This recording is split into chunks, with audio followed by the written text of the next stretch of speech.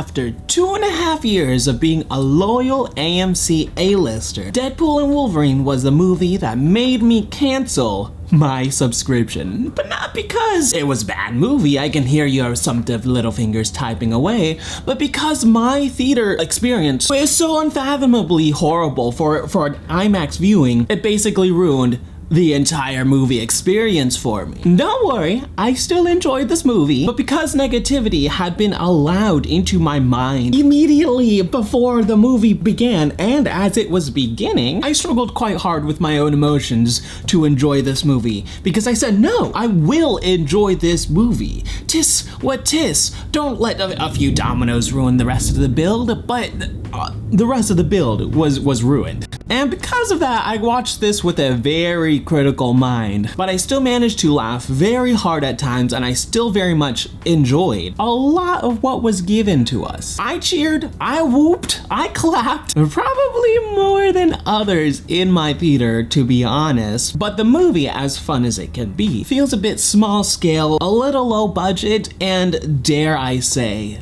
unnecessary. Before, however, there's just a few things that we need to discuss, and that is the unfortunate truth and the future for movie theaters and the importance of having a solid movie-going experience. There will be chapter times below if you just want to go ahead and skip to the review, but Papa gotta speak to the adults for a few, so crack, crack, crack, crack. Here we go. Obviously, I intend to see this movie again, eventually, maybe, who knows. I feel like enough time has passed so that everybody who has seen it or has loved it has seen it multiple times, and so I'm not sure if I'm gonna get that movie experience that everybody else had. Unfortunately, this was my movie experience, so this is where I'm coming from. For the first 16 minutes of my movie, and I did time because every time a movie starts, I like to look at my watch, know when it starts, so I know exactly roughly when it's about to end. So for about 16 minutes from when this movie started, the lights were left on an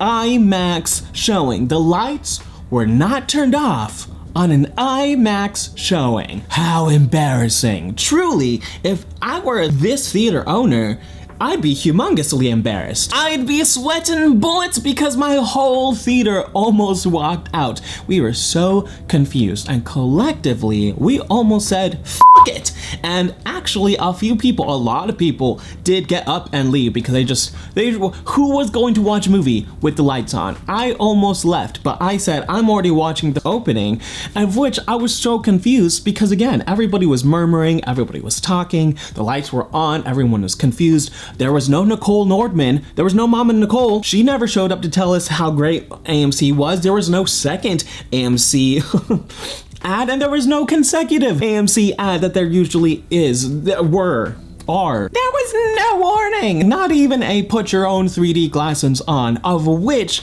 the poor lady next to me, she was apparently given the wrong 3D glasses. Apparently there's IMAX 3D and real 3D, and she was given the wrong ones because she looked over to me and said, is it working for you? And I said, yeah, it's working for me. And we realized her glasses said real 3D and mine said AMC IMAX. And yeah, I did keep these. These are mine now, AMC. I'm letting you know, you're never gonna see these again. But again, how embarrassing. If it were my theater, I would have immediately fired that girl at the counter. I would have said, go home, you're costing me my money, and I'm not paying for this. But answer me this, why is this my 4th IMAX showing this year at AMC Bayou 15 in Pensacola, Florida? Why is this my 4th IMAX viewing this year where the screen was messed up in some capacity, the audio gets messed up, or the lights were left on? That's 4 times this year where I paid for my subscription to have nice premium service, and I am not given that at all. But I mean 4th, I actually mean 5th, because I watched 2 of those movies twice to see if the screen would be fixed the next day, and it wasn't. This is why people hate going to the movie theaters nowadays, because of poor management of theaters. And it's theater owners who are screwing it up for everyone because they just don't really care. They don't care anymore. Going to the movie theaters should be special. It should be an event and it should be treated like a sacred experience. I recently saw on X, formerly Twitter, that there was a fight that broke out during a showing of Deadpool and Wolverine because a woman found out that someone was cheating on her and started beating the dude up. And both people in the theater and online were praising her. And yes, beat the cheating, lying ass son of a bitch.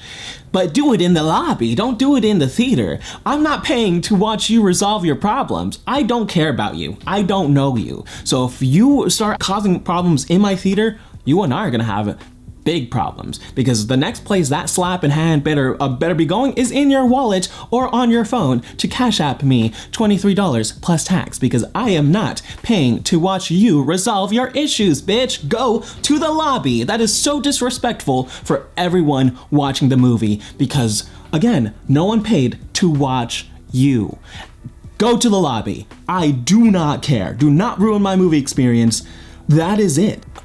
That's where I stand. That's where I stand. I don't care. I don't care about your issues, and I don't care about you. I paid to watch a movie, not you. With that being said, my movie theater experience was not great for this. And I am an AMC investor. I love AMC, but literally this was just trash. I went to the AMC in Jacksonville and that is so much better. So just honestly, it's just AMC Bayou 15 and the AMC app UI. Both suck ass. All right, so now my spoiler-free thoughts on Deadpool and Wolverine. Now, before I say anything, I will say that I am very conflicted with this movie. I enjoyed it regardless of what happened in my theater. There were many jokes that made me laugh, and there are many things, like I said, that made me clap, that made me whoop, that made me cheer, but there are just a few things that I did not really gel with.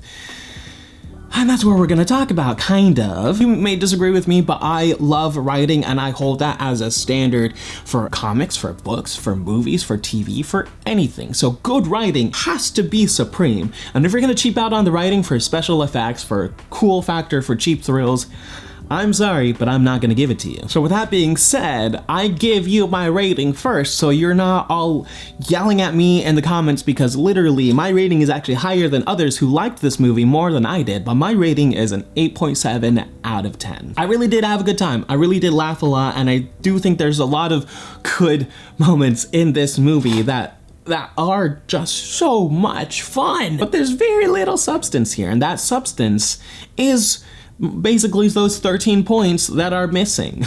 Actually, it's a lot more than just the substance. There's a lot of things that I found wrong with the movie, but it's mainly the story. Truly, there are lessons to be learned from movies like Doctor Strange and the Multiverse of Madness, Spider-Man No Way Home, The Flash, which nobody saw or liked, and now Deadpool and Wolverine. Don't get me wrong, I do think that Ryan Reynolds is a master at public relations and advertising.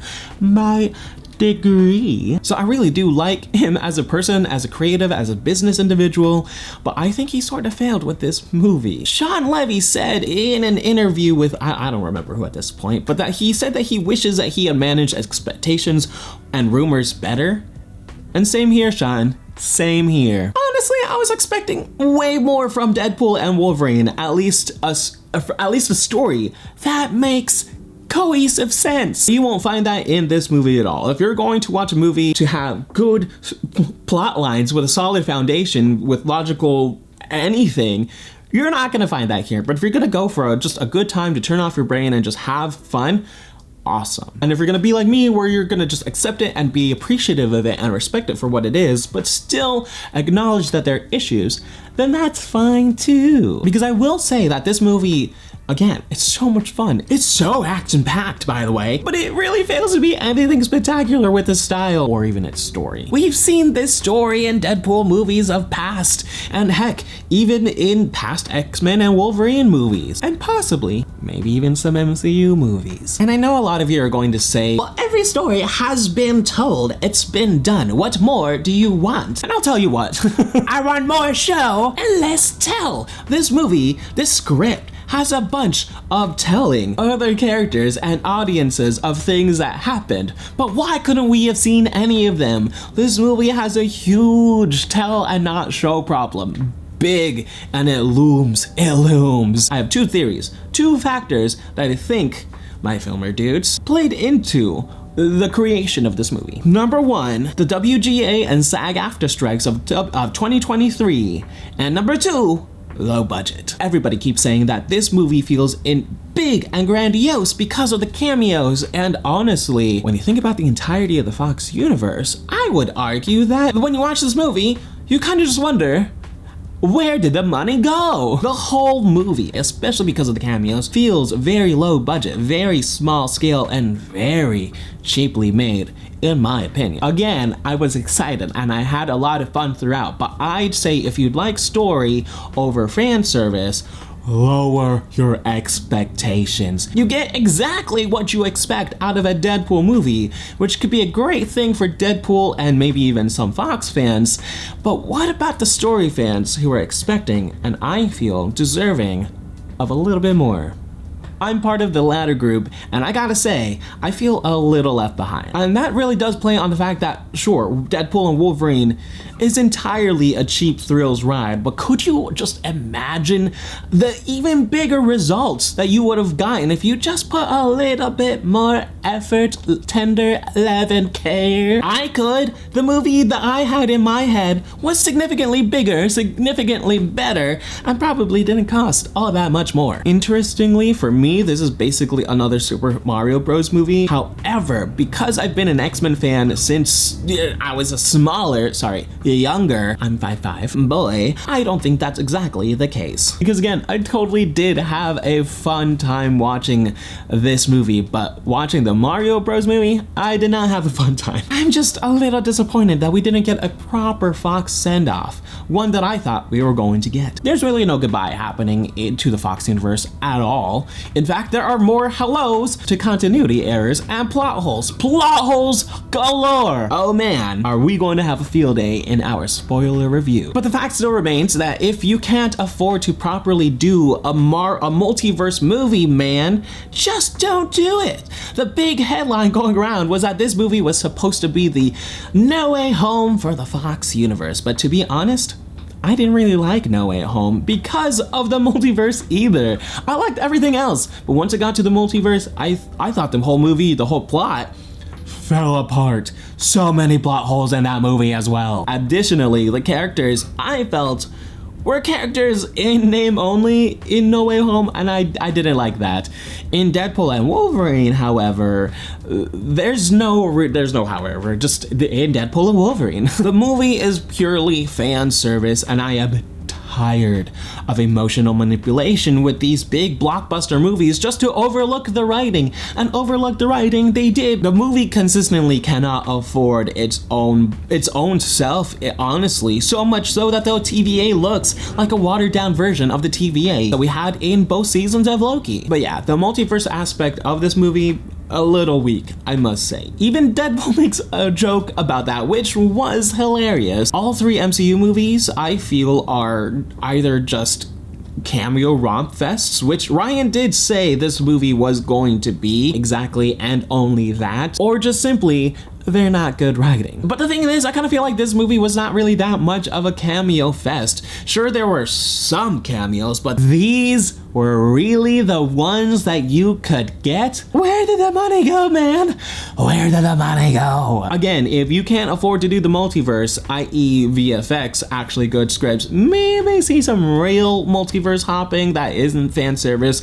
I understand it's expensive, so why don't you just write for your budget? As in, come up with the ideas that you can actually afford and stop trying to do things that you don't have the money to do. The entirety of Deadpool and Wolverine feels like a wholly different movie that we ended up getting because of really wonky editing, and I also attribute it to the fact that Ryan Reynolds pushed production as soon as the WGA strikes commenced because he knew that the actors were soon on their way. Ryan wanted to meet a deadline. He did not want to get delayed, so he used whatever script they had on hand. In my opinion, the script 100% needed a couple once-overs. The only issue there is that there could have been no additional writing, no additional improv, no additions during filming during the WGA strikes. No member of the WGA could contribute any writing to this movie. Thus, this movie really does feel like an early draft script, which is fine for apparently so many people, but I mean, I'm sorry. Moral of the story,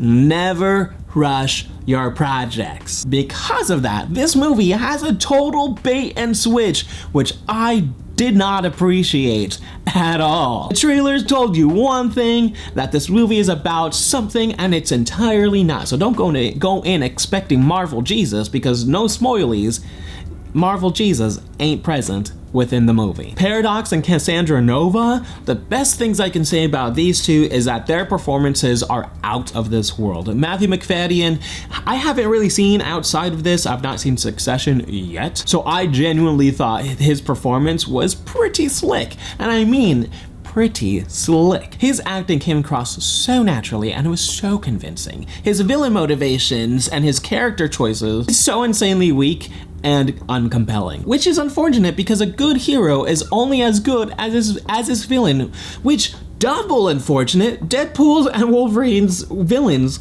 are a little forgettable. Paradox more so than Cassandra Nova. But speaking of Cassandra Nova, give Emma Corrin the golden ticket fast pass to the MCU proper when it's time. Honestly, what a massive waste. One of my favorite X-Men villains of all time. So you have to understand that her treatment in this movie was so close to being fantastic for me. They had a lot of cool visuals with her powers. In fact, I even audibly said at some point, that's how you show telekinesis. At least that's how you show it without a power signature. Cassandra Nova was incredible, but she was totally wasted being in this film. Who could have honestly have been replaced with any other villain? So I genuinely do not understand the need to botch such a glorious character in this way. I have a theory as to why she was chosen, but that kind of goes into spoiler territory, so I'm gonna save that for my spoiler. But the performance that Emma Corrin gave as Cassandra Nova was impressive. It was terrifying and it was jaw-dropping. I am just sad that this is everyone's introduction to this fantastic and truly threatening character who, in the comics, killed 16 million mutants on Genosha in an instant. Yeah, it's good old Cass, who is the OG genocide master. For those of you who've only seen X-Men 97 and not read the comics, which I was almost upset by that, but I accepted the change for the show because the writing was just stunning throughout the whole thing. I wish I could say the same for Deadpool and Wolverine. However, the action in this movie is pretty great. Some of the best action set pieces we've seen in the MCU to date. Not the best, but pretty high up there. There are moves, especially from Wolverine, that we have never seen before from Wolverine in any film that audibly made me go, oh damn! Do I wish the fight scenes were longer? Yes and no. I think there are a few fight scenes that were a tiny bit lackluster, not going to lie.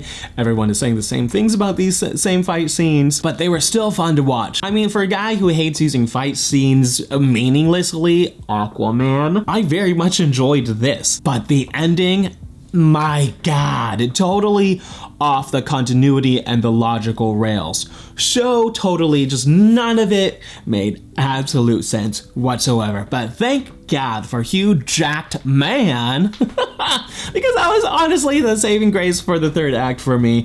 So funny! Oh my gosh!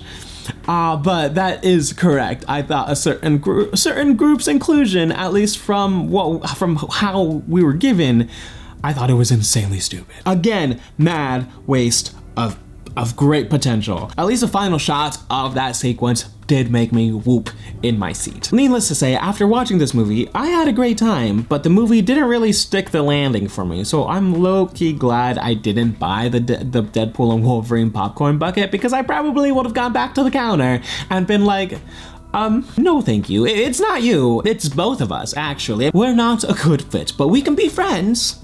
but I'm not paying for your shit. Because I feel this movie is genuinely a little bit overrated. Excuse me, I gotta go board up my windows now. But I think I feel this way because I found Deadpool and Wolverine almost boils down to having no point for existing other than it basically just needs to exist in pretty much whatever form, as long as you have Wolverine in classic yellow and Deadpool being Deadpool making classic Deadpool jokes, irregardless of the same character storylines from movies past. We just need this movie to exist. To me, it doesn't really feel like a celebration of any universe. It just feels like a fun third Deadpool movie that honestly connects very little to the MCU and breaks so much canon. But I kind of like the fact that it had no connection to the MCU. It was just a third Deadpool movie that has MCU elements. That's how you make a good MCU movie, honestly, which is why I do give it a B+, but honestly, I just didn't like that we were told one thing, and then we got Rian Johnson and ended up getting something entirely different, of which, why couldn't we have been told that? Why the bait and switch? I don't like baiting and switching. It's not cool in my book. Like I said in the beginning and just a little bit ago, Deadpool and Wolverine gets an 8.7 out of 10. That's a B+. That's a good grade. I truly wanted a lot more, especially out of Cassandra Nova's character. My favorite X-Men villain. Man, I just feel like it's just a little surface level. We just scratched the surface with this character. We just scratched the surface with all of this. And this could have definitely been a lot more, especially with the story itself. But the movie definitely is a fun ride, and it definitely deserves special love. I just don't think it deserves the mass praise that it's getting. Special love and praise are two different things. It failed in its ability to concoct a viable and well-told story, logical and free of plot holes, but it did manage to entertain, and that's what the movie was there to do, was to entertain, to be parody, and to provide good innocent fun. But what is the movie saying because of it? That writing well and logically having compelling story and moving arcs aren't really important as long as you can make money with cheap VFX and cheap thrills? That doesn't really sit well with me. Regardless, again, I cannot reiterate how much fun this movie truly is. It's just not one that I will revisit anytime soon. But that was my spoiler-free review for Deadpool and Wolverine. Leave a comment down below. What did you think of Deadpool Wolverine? Surely you have seen it at this point. If you're not seen it at this point, then once again, if you're down for the story, you may not like it, but if you could overlook all of the basic cliche story surface levelness that this movie is, then you might actually have a good time. Check out my spoiler review whenever that goes up and my channel for much more, and I will see you next time. You've just been Montified.